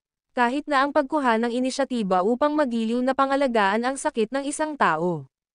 Masyadong kasuklam-suklam. Bumalik sa Five River Province, nag-iwan na ng masamang impresyon sa kanya si Julius Reed. At ngayon, napakaraming romantikong utang ang naipon niya, lalo na sa kaibigang bilog na binahan ng mga larawan ni Itay Huntington na nakikipaghalikan kay Julius Reed. Magagalit si Anna Harris sa tuwing makikita niya sila. Halos hindi na siya makapaghintay na putulin ang hatik na ito. Nakapagtataka kung paano nilamon ni Kella Radcliffe ang kanyang pride. Hindi pa man siya nakakapagloko kay Itay Huntington ay nanliligaw na siya sa isang menor de edad na babae. Kung titingnan ang ugali ni Sofia Leocadia, maaaring hulaan ni Anna Harris na siya ay isang walang muwang, katamtamang gulang na babae, maganda at inosente. Nalinlang yata siya sa sweet talk ni Julius Reed. Habang gumagawa ng dumplings, ilang beses na siyang nagpahiwatig na si Kella Radcliffe ay asawa ni Julius Reed, kahit na inilabas ang mga larawan ni Julius Reed kasama si Itay Huntington mula ngayon. Sinubukan niyang ibalik sa katinoan si Sofia. Gayunpaman, ang batang babae na ito ay tila na brainwash, walang pakialam. Kung ayaw niyo sa kanya, kukunin ko siya. Malaki ang bahay ko, pwede siyang lumipat, opportunely na sabi ni Sofia Leocadia. Sa isang iglap, nabalot ng katahimikan ang silid. Nakakatakot, napatigil ang lahat sa kanilang ginagawa. Ito ay halos isang deklarasyon ng digmaan sa Kella Radcliffe. Dumating ang ginang sa bahay at tahasang sumusulong. Nagbibiro lang ako, tumawa si Sofia Leocadia, na nagpakalma kay Anna Harris. Pakiramdam niya, kahit gaano ka-outrageous ang dalaga, hindi naman siguro siya kulang sa emotional intelligence, di ba? Pero bago pa siya makahinga, nagpatuloy si Sofia, kung talagang maghihiwalay kayo, bibilhin ko na lang ang lugar na ito. Sa ganoong paraan, hindi na siya kailangang lumipat. Halos lumuwa si Anna Harris ng dugo. Sandaling nagulat sina Dempsey Davenport at Bastiniero at saka nagpatuloy sa kanilang mga gawain. Ang munting prinsesa ng pamilya Leocadia ay may kakayahan at kayang gawin ito ng madali. Ngunit malinaw na hindi alam iyon ni Anna Harris, inakala niyang si Sofia Leocadia ay na-brainwash ni Julius Reed, kaya itinutok niya ang lahat ng galit sa kanya. Ikaw na hamak, sabihin mo sa akin, paano mo pa kayang manatili sa bahay na ito? Damn it! Anna Harris, pwede bang tumahimik ka sandali? Ibinaba ni Julius Reed ang dumpling sa kanyang kamay, lumingon kay Kella Radcliffe, at sinabing may nabiktima na tono, asawa, huwag kang makinig sa kanyang kalokohan, hindi ko talaga. Siyempre, naniniwala ako sa iyo. Tila hindi nagalit si Kella Radcliffe, kung tutusin, sa isang lalaking kasing husay mo, hindi maiiwasang magkagusto sa iyo ang mga babae. Kailangan kong harapin ang mga ganoong hamon sooner or later, might as well get used to it soon. Cosmo, washboard, instant noodles, matuwid na idineklara ni Julius Reed. Guro, may mga tagalabas dito. Ikaw ba ay, si Cosmo, na nakasandal sa pintuan, ay pansamantalang nagtanong, sigurado ka ba? Kakayanin ni Cosmo ang pakikipaglaban at pagpatay, ngunit ang paggawa ng dumplings ay halos kamatayan niya. Nagtago lang siya sa loob ng kwarto, naglalaro. Mahirap isipin na ang reyna ng Underground Shadow Warriors ay adik din sa paglalaro. Julius, pakuluan mo na ang tubig, humanda ka sa pagluluto ng dumplings. Lumingon si Kela Radcliffe at, nang makita ang halos 200 dumplings sa kanyang harapan, ngumiti siya kay Julius Reed. Asawa, maniwala ka sa akin. Nag-pose si Julius Reed na parang handang gumawa ng marangal na sakripisyo. May tiwala ako sa iyo. Marahan siyang hinalikan ni Kela Radcliffe sa mukha, ikaw naman ang asawa ko. Sige, magpakulo na ako ng tubig. Nagulat si Julius Reed noong una, ngunit pagkatapos ay mabilis siyang tumakbo sa kusina upang simulan ang kumukulo ng tubig. Ang video na ito ay edited by Urban Storytelling.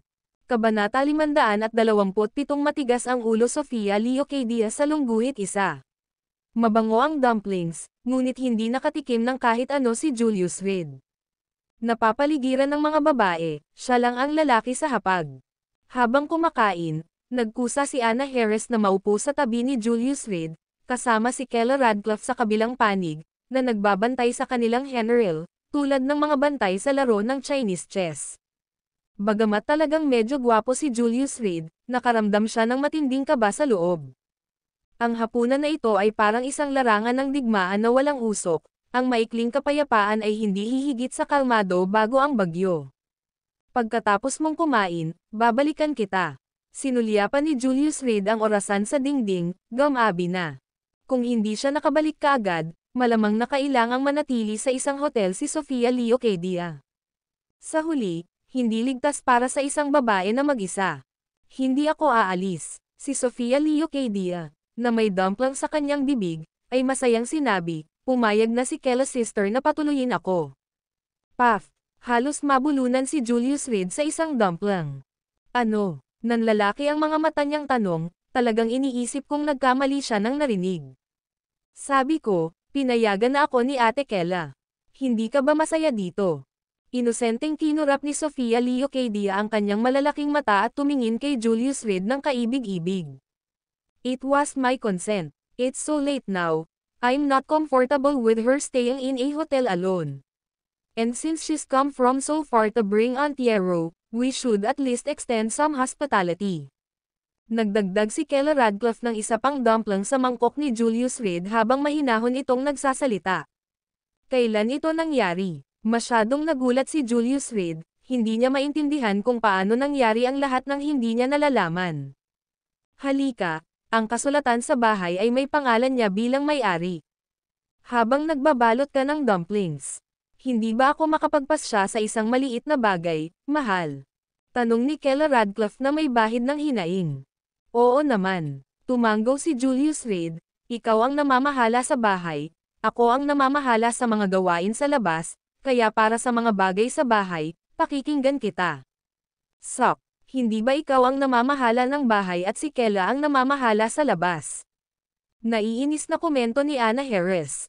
3 taon ng pagluluto at paglalaba, ngunit nang ahas kang sabihin na pinangangasiwaan mo ang labas. Napakawalang hiya, lahat ng bagay sa bahay ay kinita sa pagsusumikap ni Kela sa labas. Sa araw yan. Sa araw, ang asawa ko ang namamahala sa labas, at ako naman ang namamahala sa bahay. Pero kapag gabi na, natural na ang asawa ko ang namamahala sa bahay, at lumalabas ako para bumili ng pagkain para sa kanya. Pinandilatan ni Julius Reed si Anna Harris. Puff. Hindi na napigilan ni Anna Harris ang pagtawa. Nilinggan niya si Kela Radcliffe at seryosong sinabi, see that. Nagsisimula na siyang mag-sweet talk, mag-ingat ka. Binabalaan kita, huwag kang gumawa ng gulo. Tinakat ni Julius Reed si Anna Harris gamit ang kanyang chopsticks. Ayos lang. Hindi niya kasalanan. Nagpadala si Kela Radcliffe ng ilang dumplings sa tabi ni Bastian Yero at nagpatuloy, baka ang bibig ni Itay Huntington ang pinagpala. Klang! Nahulog ang chopsticks ni Julius Reed sa lupa, at huminga siya ng malalim, hindi na ako kumakain. Sobrang hirap, kainan lang. At siya, sa pagiging inosente, ngayon ay naging isang scumbag. Sa pag-iisip tungkol dito, lumakas ang galit ni Julius Reed, at nagpasya siyang ilabas ang kanyang pagkabigo sa mga kapangyarihan sa likod ni O'Dingle. Teka lang, Ibibigay mo ang kwarto mo para kay Sofia, at sa sofa ka matutulog ngayon. Walang pakialam na sabi ni Kela Radcliffe.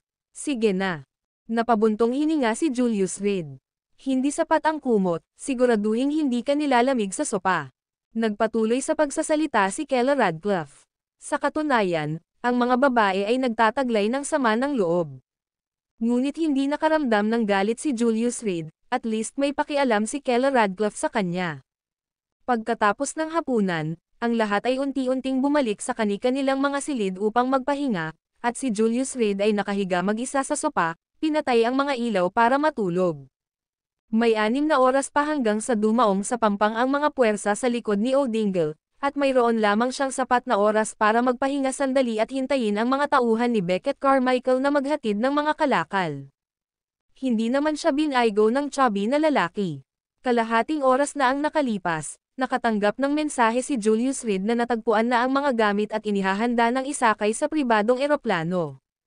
Lumipas ang oras, at alas 11 ng gabi, tahimik na lumabas si Kela Radcliffe at nilagyan ng kumot si Julius Reed. Sa totoo lang, nagmamalasakit siya sa kanyang puso. Hindi pa nakakaalis si Kela Radcliffe ay palihim na lumabas si Sofia Leocadia na may hawak ding kumot sa kanyang mga bisig. Nang makita niyang may saplot na si Julius Reed, natigilan siya saglit, saka tumingkayad sa tabi niya, nawala sa kanyang pag-iisip. At kaya, umabot sa alas 2 ng gabi ang oras. Hindi umalis si Sofia Leocadia, hindi rin siya natulog. Nakaupo lang siya doon sa buong oras. Hindi rin nakatulog si Julius Reed. Malamang nakalimutan mo na kung sino ako. Pero lagi kitang naaalala, ni minsan hindi nakakalimutan. Biglang nagsalita si Sofia Leocadia dahilan para makaramdam ng kirot sa puso si Julius Reed. Hindi ba't bumubulong-bulong ang dalagang ito sa kanyang pagtulog? Bata pa ako, pilyo ako, at lumabas sa mga lansangan ng hindi pinapansin ng pamilya ko. Alam mo ba, nang makita ko ang paparating na truck, kinilabutan ang puso ko. Pero ikaw, parang superhero mula sa comics, tanggayan mo lang ako sa iyong mga bisig. Mula noon, iniisip ko, paglaki ko, dapat kitang pakasalan. Kaya nag-wish ako every year on my birthday, praying to heaven na sana magkita tayo ulit. Siguro na-touch talaga ako sa langit dahil sa 18 kaarawan ko, nagpakita ka. Walang rainbow cloud, isang electric scooter lang. With that, nagpakawala ng tawa si Sofia Leocadia. Ikaw iyon. Kaya lang, hinawakan ni Julius Reed ang kamay niya para senyales na tumahimik. Ikaw, hindi ka pa natutulog. Nagulat si Sofia Leocadia, halatang hindi inaasahan na hindi nakatulog si Julius Reed. Tapos yung sinabi niya, pulang-pula ang mukha ni Sofia Leocadia, akala niya ay matagal nang natutulog si Julius Reed. Hindi ko akalain na magiging ganito kaganda ang batang iniligtas ko noon. Julius Reed gave a wry smile, I'm sorry, we can't possible have a future together. Nakita mo na, may asawa na ako. Mahal na mahal ko siya, at mahal na mahal niya ako. Alam ko, pero kaya kung maging ibang babae. Kailangan din ng kapatid mo na mag-aalaga sa kanya. Humajijek si Sofia Leocadia, tila hindi naramdaman na nakakabawas ito sa dignidad ng prinsesa ng pamilya Leocadia. Kung alam ng mga tao na gusto talaga ng Leocadia family princess na maging mistress ng isang tao, mawawalan ng mukha ang mga miyembro ng pamilya Leocadia. Imposible, delikado akong tao, malalagay ka lang sa panganib kapag kasama kita. At saka, asawa ko lang ang kaya kong mahalin, wala nang iba. Bata ka pa at napakaganda, siguradong makakahanap ka ng tamang tao. Pakiramdam ni Julius Reed ay walang magawa. Bukod sa iyo, hindi ako magpapakasal sa iba. Kahit na may panganib, kung kaya ni Kela Radcliffe, kaya ko rin. Matigas na sabi ni Sofia Leocadia. Ang panganib na sinasabi ko ay hindi lang usapan, ito ay totoo.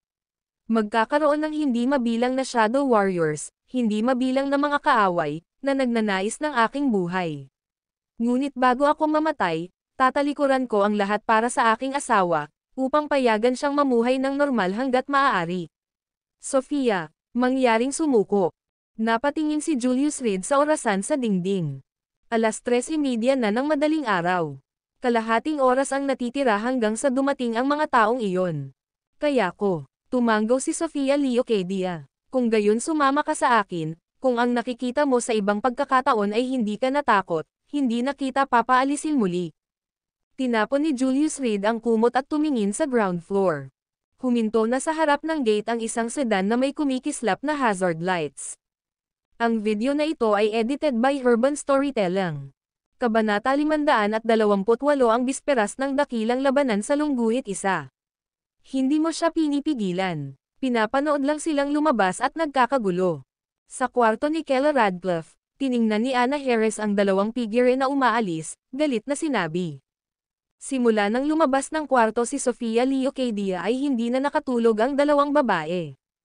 Nakayuko si Anna Harris sa pintuan, sinusubukang tingnan kung ano ang ginagawa nilang dalawa. Napuno rin ng mabibigat na pag-iisip si Kella Radcliffe. Matapos ang nangyari sa maghapon, napagtanto niyang nahulog na pala ang loob niya sa kanyang asawa nang hindi alam kung kailan nagsimula. Nang halikan ni Itay Huntington si Julius Reed, nakaramdam siya ng galit at selos. At nang pumasok si Sofia Leocadia, mas kinabahan si Kella Radcliffe. Pero naniwala siya kay Julius Reed. Sa loob ng 3 taon, masigasig siyang gumawa ng mga gawaing bahay sa bahay, at kahit may pera na sila ngayon, spoiled at mahal pa rin siya ng kanyang lalaki, wala siyang dahilan para hindi magtiwala sa kanya. Kung ang pera ay maaaring makapinsala sa mga tao, kung gayon si Julius Reed, pagkatapos ng biglang pumasok sa pera, ay hindi nagbago ang kanyang saloobin sa kanya. Sinubukan pa nga niya ng buong puso na pasayahin siya, hindi pinapansin ang pagtugis ng maraming magagandang babae. Ngunit si Kella Radcliffe ay isang babae kung tutuusin, at ang pagkakita sa iba pang mga babae na lumalapit kay Julius Reed ay medyo naiinip siya. Dagdag pa, sa walang humpay na pagsusuri ni Anna Harris na naglalagablab, siya ay nasa isang ganap na nabalisa na estado ng pag-iisip. Kung hindi na iligtas ni Sofia Leocadia ang nanay ni Dempsey Davenport, malamang na hindi niya papayagan si Sofia Leocadia na mag-overnight dito. Kalimutan mo na, may tiwala ako sa kanya. Napasan daw si Kella Radcliffe sa pinto, mahinang sabi. Kella Radcliffe, nabaliw ka na ba? Sumigaw si Anna Harris sa pagkadismaya, asawa mo yan. Kung hindi mo siya mahal, hiwalayan mo siya. Kung gagawin mo, ipaglaban mo siya para maibalik siya. Bagamat hindi nagkita ang dalawa sa loob ng maraming taon, palagi silang nagkakausap. Mula nang ikasal si Kella Radcliffe hanggang ngayon, halos kontrolado na ni Anna Harris ang bawat yugto ng relasyon nila ni Julius Reed. Mula sa unang kakulangan sa ginhawa at pag-ayaw hanggang sa unti-unting nasanay sa kanya, at pagkatapos ay sa ilang hindi maipaliwanag na pagmamahal. Walang nakaligtas sa mga mata niya. Ang mas nakakakilala sa mga babae ay kadalasang mga babae mismo. Manam, tumango si Kella Radcliffe, I won't give up. Bakit ako tatabi ngayon kung ako naman ang kasama niya sa kanyang pinaka-down and out na 3 taon? Ate, kanina pa kita hinihintay na sabihin yan. Mag-strategize tayo kung paano lalabanan ang ginang.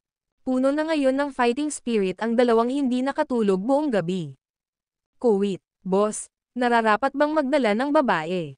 Sa kotse, tumingin si Aaron Jackson kay Julius Reed sa tabi ni Sofia Leocadia. Nag-aalalang nagtatanong. Hindi ito para sa romansa o bakasyon. Ito talaga ang lalabas nila para pumatay ng tao. Ano ang dapat ikatakot? Nag-aalala ka bang pigilan kita? Samando si Sofia Leocadia sa tenga ni Aaron Jackson, hindi nasisiyahan, kaya kung alagaan ang aking sarili, hindi mo kailangang magambala sa akin. Boss, balak mo ba talagang kunin siya? Hindi naman matanda ang babae, baka hindi niya kayanin ang pagkabigla.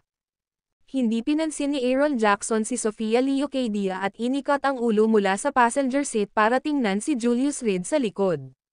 Bilang batang may bahay ng Leocadia family, kung may mangyari man talaga kay Sofia Leocadia sa Gonzales City, tiyak na magdudulot ito ng malaking kaguluhan.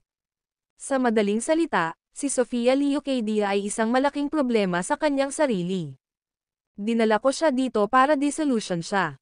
Sinabi ko na sa kanya noon pa man. Para sa maraming bagay, ang nakikita ay paniniwala, baka pagkatapos masaksihan kung ano ang mangyayari sa lalong madaling panahon, magpasya siyang bumalik sa kabisera at maging isang mapayapang batang babae. Halos nakapikit ang mga mata ni Julius Reed habang nagtatanong, nasaan na ngayon ang bangka ng gang na iyon? Sa loob ng 15 minuto, maglalayag ito sa pantalan. Boss, ang mga kalaban ay pawang mga piling miyembro, dapat ba akong tumawag ng mga reinforcement? Nag-aalalang tanong ni Aaron Jackson. Ayon sa katalinuhan na mayroon siya at mga tagubilin ni Julius Reed, hindi lang isang grupo ng mga tao ang pupunta sa pantalan ng Gonzales City ngayon. Ang paksayon sa loob ng 10,000 Mountain Alliance na sangkot sa rebelyon ay malamang na magpakita ng kanilang sarili dito sa unang pagkakataon. Hindi maganda ang ibig sabihin ng mga darating. Ang mabuti ay hindi dumarating. Kailangan mong protektahan si Sofia Leocadia, at huwag mo siyang hayaang masaktan, kung hindi, mahihirapan akong magpaliwanag. Pagkatapos magsalita ni Julius Reed, iminulat niya ang kanyang mga mata at tumingin kay Sofia Leocadia. Seryosong nagsalita sa unang pagkakataon, dapat kang makinig sa kanya, at huwag mo akong guluhin. Ang sitwasyon mamaya ay lubhang mapanganib, at kung ako ay magambala, malamang na masaktan ako, maintindihan mo. Manam, tumanggo si Sofia Leocadia na parang kalakay, boss, ano ba talaga ang gagawin mo?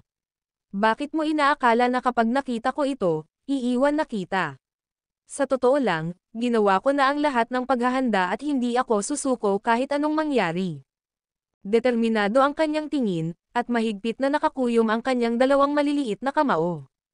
Para pumatay, sumando si Julius Reed sa likurang upuan at walang pakialam na sinabi, kailangan kong pumatay ng maraming tao. Kahit na mamamatay tao ka, hindi kita iiwan.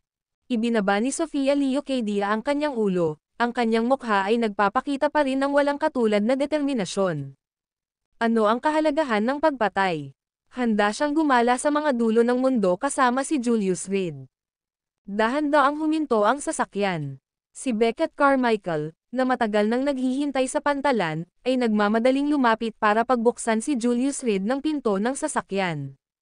Hoy, hindi ba iyan ang bastos na babae mula sa pamilya Leocadia? Nasaan si Mr. Reed? Nang makita niyang ang nasa upuan ay si Sofia Leocadia ay tuluyan na siyang natigilan. Sofia Leocadia, ano ang ginagawa mo dito sa halip na manatili sa kabisera?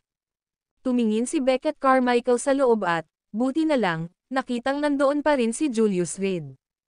Kaya't isinara niya ang pinto ng kotse at dumiretso sa kabilang gilid, sabik na binuksan ang pinto, Mr. Reed, naayos na ang lahat.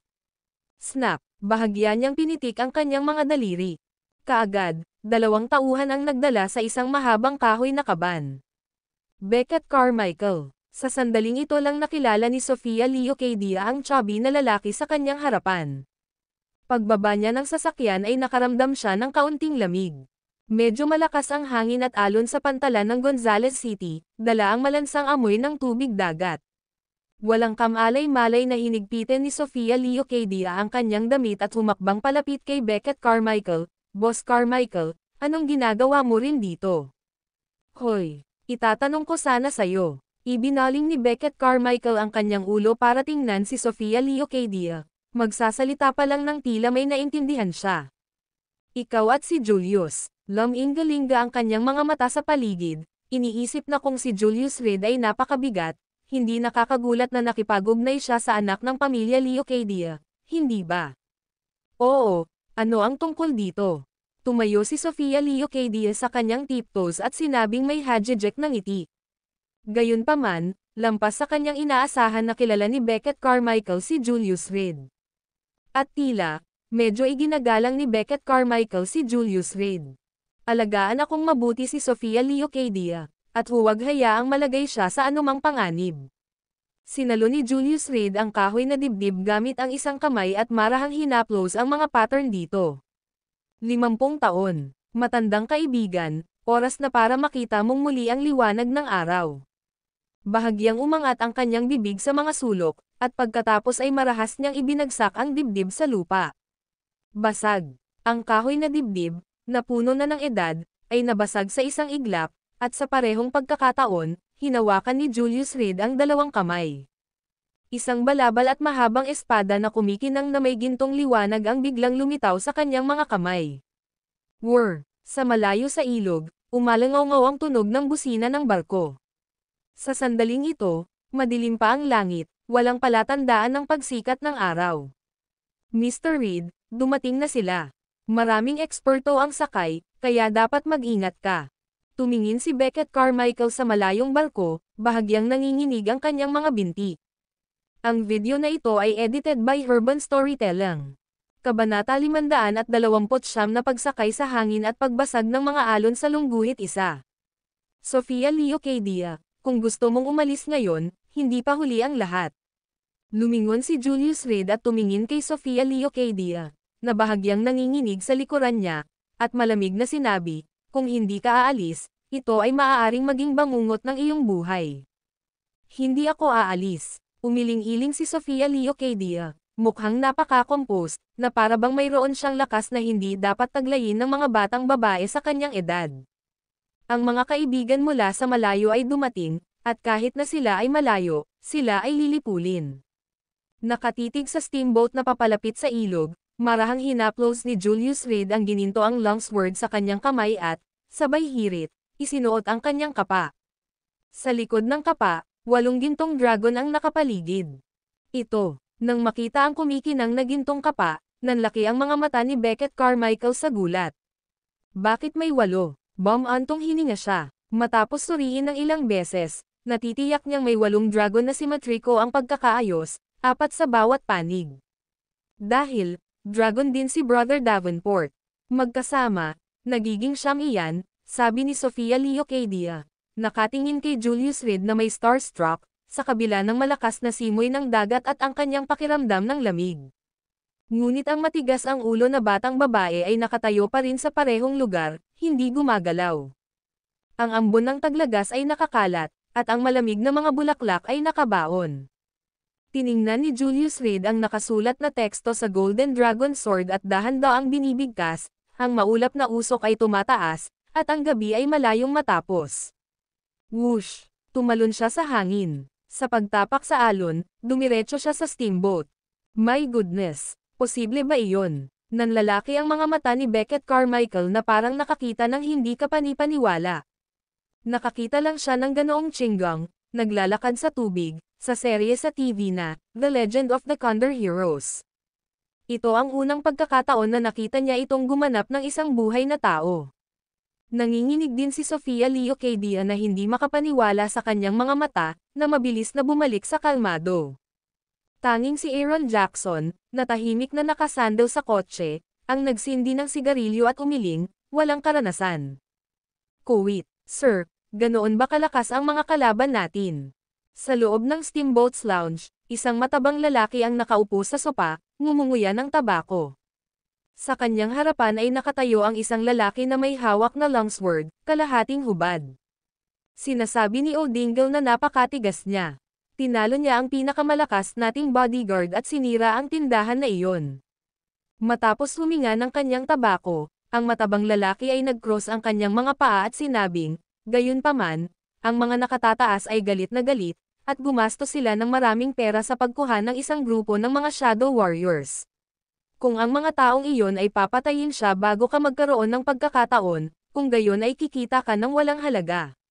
Bakit hindi maging masaya tungkol doon?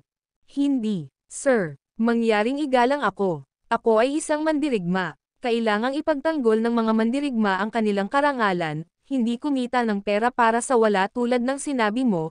Hinampas ng kalahating hubad na lalaki ang kanyang dibdib gamit ang kanyang mahabang espada, galit na sinabi, maiintindihan mo ba kung ito ay itinuturing kong isang insulto? Kung hindi ako kailangan, hindi ako kukuha ng kahit isang sentimo ng perang ito. Mangyaring, panatilihin ang iyong paggalang sa isang pera. Fine, fine, fine. Walang tiyag ang iwinagayway ng matabang lalaki ang kanyang kamay, kung hindi sa iyo ang pumatay, hindi kita bibigyan ng kahit isang sentimo, okay. Tama na ang desisyon. Kapag napatay ko na siya, talagang aangkinin ko ang gantimpala ko sa iyo.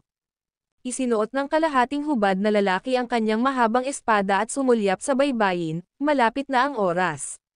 Dapat na ba tayong kumilos ngayon? Mangyaring ibigay sa akin ang kinaroroonan ng kabilang partido. Kailangan ko lang ng isang oras, at pupunta ako sa iyo gamit ang kanyang ulo. Ang lalaki ay kalahating hubad sa itaas na katawan, nakasuot ng balat ng tigre na mahabang palda sa ibaba. Ilang balahibo ang nakatusok sa kanyang buhok. Sa kanyang kamay, kahit na ang kanyang mahabang espada ay may kalawang, walang sino man ang nangahas na maliitin siya. Baturo Eulalia, please tumahimik ka. Pwede ba? Naiinip na sumigaw ang makapal na lalaki sa suit, buong gabi akong walang tulog. Pakiusap, may plano pang ang pumatay ng tao, okay. Bigyan mo ako ng ilang oras, ang mga detalye ay aayusin mula sa itaas. Isa lang akong katulong sa pamilya Roosevelt, ang mga bagay na ito ay hindi para sa akin ang magdesisyon. Kung hindi dahil sa lalaking kalahating hubad na hawak ang longsword na iyon sa harapan niya, sinumpa na niya ito. Baturo Eulalia, ang numero 1 mandirigma ng Western American Rainforest. Ang longsword sa kanyang mga kamay ay maaaring tumaga ng isang sedan sa kalahati sa isang stroke, ang kanyang lakas ay napakalaki, at ang kanyang paraan ay mabangis. Kaya lang hindi masyadong maliwanag ang utak niya. Saglit akong nagbilang kanina, at may 12-dosenang Shadow Warriors sa bangka. Kung alam kong magiging ganito ito, tiyak na hindi ako nakisawsaw sa madilim na tubig na ito. Galit na pinandilatan ni Baturo ang makapal na lalaking nakasuot ng maayos na suit. Brian, pinagalit mo ako ng husto. Paumanhin, Warrior Baturo, mangyaring bumalik at magpahinga. Tinitiyak ko sa iyo na masisiyahan ka namin. Walang magawang tumayo si Brian at yumuko ng malalim, please, let me have some peace. Mula nang sumakay sa barko, si Baturo ay paikot-ikot sa kanya, patuloy na nagsasalita ng lahat ng uri ng mga kakaibang bagay. Hindi maganda, may tao sa ilog. Maya-maya lang, isang blonde na lalaki ang nagtulak sa pinto ng kwarto at nagsalita. Ano, nagbibiro ka ba? Ito ang malawak na karagatan. May nagsusurf sa dagat. Napatingin si Brian sa kanyang relo, alas 4:30 pa lang ng umaga. Sino ang maiinip na mag-surf sa ganitong oras? Sir, hindi yan surfang. May nakatayo sa ibabaw ng dagat, walang tigil na sprint. At papunta na sila sa barko natin. Biglang nagsalita ang lalaki. Kung hindi niya ito nakita ng sarili niyang mga mata, hindi siya maniniwala. Isang sci-fi movie. Masyadong malayo. Ngunit ang katotohanan ay nasa harapan nila mismo, ang lalaking nakabalot ng balabal, ang isang kamay ay may hawak na kumikinang na mahabang espada, patuloy na umaapak sa mga alon, humahampas sa ibabaw ng ilog. Damn it! Tingnan natin ang sarili natin. Itinapon ni Brian ang tabako sa kanyang kamay sa isang tabi at nagmamadaling pumunta sa busog ng barko. Sa sandaling ito, medyo marami na ang nagtipon sa deck. Sa likod ni O'Dingle, ang makapangyarihang pamilya, ay ang pamilyang Roosevelt. Ang pamilyang ito ay may malawak na kapangyarihan sa Amerika, na may abot at impluwensyang umabot sa kalangitan. Nagkaroon sila ng malapit na pakikipagtulungan sa maraming underground na organisasyon. Kaya, nang marinig ng pinuno ng pamilyang Roosevelt na nasira ang Northern Restaurant ni O'Dingle, agad silang nagpakilos ng lakas tao at sumugod sa Gonzales City para sa paghihiganti. Kahit na si O'Dingle ay isang malayong kamag-anak lamang ng pamilya Roosevelt, hindi nila papayagan ang sino man na hamanin ang kanilang awtoridad. Anong klaseng halimaw ito? Diyos ko, nagsushooting ba sila ng pelikula? Masyadong makapangyarihan ang Chinese Kung Fu. Ipopost ko ito sa IG, hayaan ang aking asawa at mga anak na makita ito, hindi ako makapaniwala na ang mga kagiliw-giliw na bagay ay talagang nangyayari. Maraming Shadow Warriors. Nang marinig ang balita, sunod-sunod na lumabas sa deck. Nang makita nila si Julius Reed na umaapak sa mga alon, ang bawat isa sa kanila ay labis na nagulat. Ito ay ganap na laban sa kalikasan ng tao, hindi umaayon sa Newtonian mechanics. Teleskopyo. Inunat ni Brian ang kanyang kamay at agad na may nagpasa ng telescope sa kanya. Sa pamamagitan ng teleskopyo, nang makita si Julius Reed sa ibabaw ng dagat, nagulat siya sa loob. Ito ba talaga ang lalaking target nila? Dumukot si Brian sa kanyang bulsa at kumuha ng litrato. Ito ay isang larawan ni Julius Reed na nakuna ng pagbabantay ni O'Dingle, at bagamat nawasak ang Northern Restaurant, ang kahon na nag-imbak ng surveillance footage ay nakuha niya. Stop gokang. Yung mga may hidden weapons, tumira. Siya ang kailangan nating patayin. Iniligpit ni Brian ang litrato at sumigaw ng kinakabahan. Ang video na ito ay edited by Urban Storytelling. Kabanata 530, Blind Snipe sa Lungguhit 1. Sa sandaling natapos ang kanyang mga salita, hindi bababa sa 3 nakatagong kahon ng armas ang nakaturo kay Julius Reed. Ang lahat sa deck ay isang profesional na Shadow Warrior, isa ng boss figure sa kani-kanilang industriya. Sa pagkakataong ito, dahil sa malaking halaga ng pera na inaalok ng pamilya Roosevelt, at sa kanilang patuloy na pakikitungo sa pamilyang Roosevelt, lahat sila ay sumugod dito. Sa katunayan, hindi lamang si Baturo Eulalia kundi pati na rin ang iba pang Shadow Warriors sa deck ay nadama na medyo hindi sila nagamit. Ang bawat isa sa kanila ay maaaring humawak ng kanilang sarili, ngunit ngayon napakaraming dumating upang pumatay lamang ng isang taga-silangan. Pareho silang nakaramdam ng sama ng loob. Hey, guys, bale hayaan mo akong ihagis ang unang dart, para wala kayong abala. Sabi ng isang lalaking nasa edad 50 anyos, may dalang gintong nakatagong kahon ng sandata at nagbubuga ng tubo. Paumanhin, kung ihahagis ko muna ang dart, maaari kang umuwi at makipaglaro sa iyong mga anak, tiyo. Nakangiting sabi ng isang lalaking nasa 30s na nakatayo sa tabi niya. Nang mga sandaling iyon, ngumunguya siya ng straw, tila naghihintay na ang lahat ay magdesisyon kung sino ang maghahadjust ng unang dart. Kung nataman niya ang target at ang iba ay sumablay, hindi ba ito ay isang malaking kawalan? Ang unang dart ay mahalaga. Kung maghahadjust kayong dalawa ng dart sa harap ko, ako na ang maglilinis sa inyong kalat. Ang pangatlong tao ay lubhang nag-aatubili. Wala sa kanila ang tila nasa mood na ihagis ang kanilang mga pana, na tila ayaw nilang ibahagi ang tagumpay sa iba. Ang pagkakaroon ng isang mahusay na paglalakbay sa mga hangganan sa isang Eastern Coastal City sa Lanka City, kung sila ay bumalik na walang dala, ito ay magiging masyadong disappointing. Sa pinakakaunti, nais nilang tiyakin na ang mahinang target na ito ay namatay sa pamamagitan ng kanilang sariling mga kamay. Paano kung magpasya tayo gamit ang rock paper gunting? Walang sino man sa tatlo ang gustong sumuko sa pagkakataon, ngunit nang makitang papalapit ang lalaki, kailangang ihagis ang kupido. Pagkatapos bilasan mo, nagmamadali akong pumatay ng tao.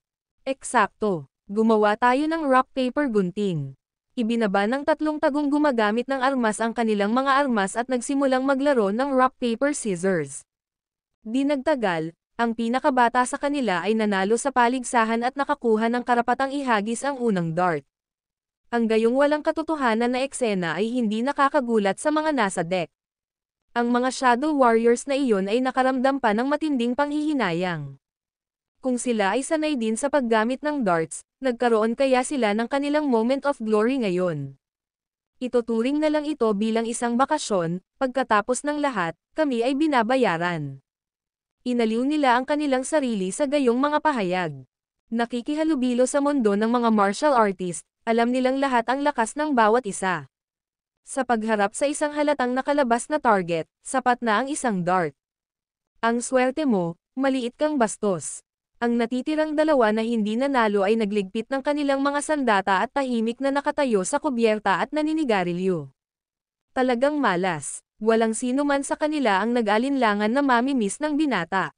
Kalimutan mo na yan, matulog na tayo ulit. Para makarating sa lahat ng distansyang ito para lang sa ganoong pagtatapos. Nasaran din ng loob ang iba at tatalikod na sana at aalis. Mga Ginoo, paano kung panoorin ang aking pagganap? Dahil lahat tayo ay narito, maaari pa nating i-enjoy ang palabas ng ilang sandali pa. Ang binata na nanalo sa patimpalak ay naglabas ng isang itim na tela sa kanyang bibig at dahan-daang pinulupot ang kanyang mga mata dito. Bulag. Nang makita ang kanyang mga aksyon, ang lahat ay biglang nagkaroon ng interes. Ito ay nagiging kawili-wili, ha? Kahit na ang iba pang dalawang tagahagis ng dart ay natagpuan na kawili-wili ito, nakakaramdam ng kumpiyansa sa kanilang sariling mga kasanayan upang kumuha ng ganoong panganib. Mga Ginoo, bantayan mong mabuti.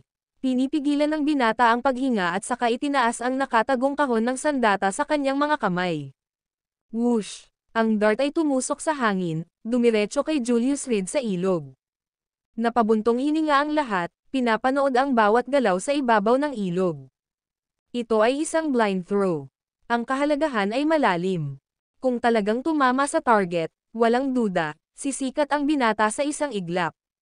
Baka maabutin pa niya ang dalawang nakatayo sa tabi niya in terms of fame. Ang bulag na pagbaril ay ang tunay na pagsubok para sa isang tagong gumagamit ng armas. Diyos ko, anghel ka ba? Nang makita ang figure sa ilog ay nawala sa isang iglap, lahat ng tao sa kubyerta ay sumabog. Heavens! Paul, ikaw ay isang henyo. Maraming taon na akong naglalaro ng baril, at kahit na hindi ako maglalakas loob na mag-blind snipe tulad ng ginawa mo. Paul, ikaw ay isang mahusay na manlalaro ng dart. Dalawang pantay-pantay na dart master ay hindi napigil ang purihin siya. Sa katunayan, siya ay mabigat at kailangan nilang aminin ito. Pagkatapos ng lahat, ang target ay isang mabilis na gumagalaw na tao, na ang posisyon ay patuloy na nagbabago sa bawat sandali.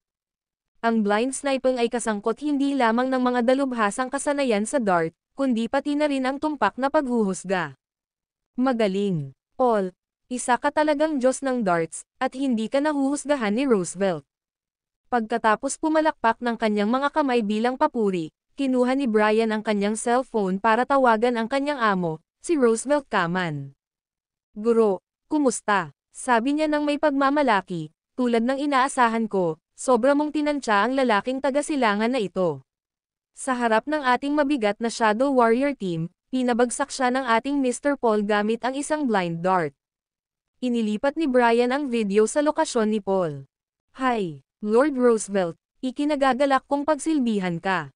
Napakahina ng kalaban, ni hindi ko gustong ipakita ang aking paghahagis ng dart. Ipinatong ni Paul ang dart sa kanyang balikat, kumuha ng sigarilyo sa bulsa ng kanyang dibdib, at dahan-dahan itong sinindihan. Whoosh! Bumuga siya ng smoke ring, at gumuhit, salamat sa US dollars, gusto ko sila. Paul, ang galing mo talaga.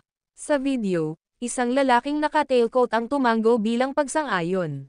Guro, hinihiling kong bumalik sa base ngayon. Mangyaring maghanda ng hapunan para sa mga mandirigma. Nakangiting sabi ni Brian. Ano yon? Maya-maya lang, isang sigaw ng sorpresa ang dumating mula sa karamihan. Agad na nakuha ng sigaw na iyon ang atensyon ng lahat nang tumingin sila at nakitang nasa ibabaw na naman ng dagat ang binata, at mas mabilis pa kaysa dati. Aking Panginoon, nagkaroon ng kaunting sakuna. Ipapaliwanag ko sa pamamagitan ng video sa ilang sandali. Mabilis na ibinaba ni Brian ang tawag at inilabas ang kanyang binocular para pagmasdan ng mabuti. Diyos ko! Paano siya pa rin? Sa pamamagitan ng binocular, ang taong dumarating sa dagat at tumuntong sa mga alon ay si Julius Reed. Imposible. Ang may pinakapangit na mukha sa karamihan ay walang iba kundi si Paul. Tinapakan niya ang upos ng sigarilyo niya at muling kinuha ang dart box niya, itinutok kay Julius Reed. Bigla niyang pinaandar ang mekanismo. Whoosh! Ang tunog na iyon ay direktang nakahawak sa puso ng lahat. Ngunit sa pagkakataong ito, si Julius Reed ay hindi nawala sa hangin. Sa halip, bigla niyang iniwas ang gintong dragon na espada sa kanyang kamay. Klang! Ang dart ay tumama sa talon ng espada, at pagkatapos na magpasiklab ng isang nakasisilaw na kislap ng liwanag, ito ay dumiretso sa likod. Spurt! Sumipol ang bronze dart head, at bago pa man makapag-react si Paul sa nangyari. Nakapasok na ang dart sa kanyang bungo. Nasa pagitan ng kilay. Diyos ko! Nang makita si Paul na nakadilat ang kanyang mga mata, patay nang hindi ito isinasara. Lahat ng nasa kubyerta ay hindi sinasadyang napabuntong hininga sa gulat. Isang lamig ang damaloy sa kanilang mga gulugad, diretso sa kanilang mga ulo. Tinapan ng goosebumps ang kanilang anit. Bilis, ibaba mo siya. Sa wakas ay napagtanto ni Brian na ang kalaban na ito ay tila napakalakas. Higit pa sa kanilang inaasahan. I-shoot, sa katunayan, nang wala ang kanyang utos, ang dalawa pa ay handa na. Ngunit ang kamatayan ni Paul ay nagbigay ng anino sa kanilang mga puso. Pati ang mga kamay na may hawak ng darts ay bahagyang nanginag.